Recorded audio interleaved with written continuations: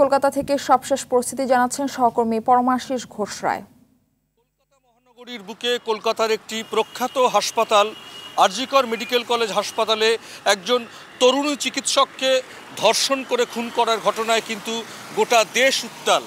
প্রথম পর্যায়ে কিন্তু আন্দোলন সীমাবদ্ধ ছিল পশ্চিমবঙ্গের মধ্যে, সেই আন্দোলন ছড়িয়ে পড়ে গোটা দেশে। পৃথিবীর বিভিন্ন প্রান্ত থেকে কিন্তু এই অন্যায়ের বিরুদ্ধে মানে এই পৈশাচিক নারকীয় ঘটনার প্রতিবাদে কিন্তু সামিল হয়েছেন গোটা পৃথিবীর সাধারণ মানুষ। সকালবেলায় কিন্তু পশ্চিমবঙ্গ পুলিশের একজন সিভিক ভলান্টিয়ারকে গ্রেপ্তার করেছে। ইতিমধ্যে সিবিআই কিন্তু হাসপাতালের বেশ কয়েকজনকে জিজ্ঞাসাবাদ করেছেন। সেই হাসপাতালের প্রিন্সিপাল সন্দীপ ঘোষকে কিন্তু ইন্টারোগেশন করছেন ইতিমধ্যেই সিবিআই।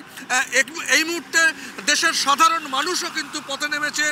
গত 14ই আগস্ট মধ্যরাতে দেশের বিভিন্ন প্রান্তে পশ্চিমবঙ্গ সহ সাধারণ নারীরা কিন্তু, দেশের মেয়েরা, তাদের পরিবার সকলে কিন্তু রাস্তায় নেমেছিল নারীর অধিকারের, নারীর নিরাপত্তার তাগিদে। সেই জায়গা থেকে কিন্তু এই মুহূর্তে সরগরম দেশের রাজ্য রাজনীতি, পশ্চিমবঙ্গের রাজ্য রাজনীতি। মুখ্যমন্ত্রী মমতা বন্দ্যোপাধ্যায় গতকালই কিন্তু রাস্তায় বহু বড় মিছিল করেছে কলকাতার বুকে, এবং তারা আজকে ব্লক স্তরে কিন্তু সরকার পক্ষের তরফ থেকে, তার তৃণমূল কংগ্রেস যেহেতু রাজ্যে প্রশাসন চালায় সেই দল, তারা কিন্তু অবস্থান বিক্ষোভ করছে। গতকাল কিন্তু এসইউসিআই বামপন্থী সংগঠন তারা কিন্তু 12 ঘন্টার বন্ধ রেখেছিল। পাশাপাশি বিভিন্ন রাজ্যের বিরোধী রাজনৈতিক দল বিজেপিও কিন্তু রাস্তার ওপর ডাক দিয়েছিল। দেখা দেবে এরকম শাস্তির দাবিতে কিন্তু সোচ্চার হয়েছে পশ্চিমবঙ্গবাসী।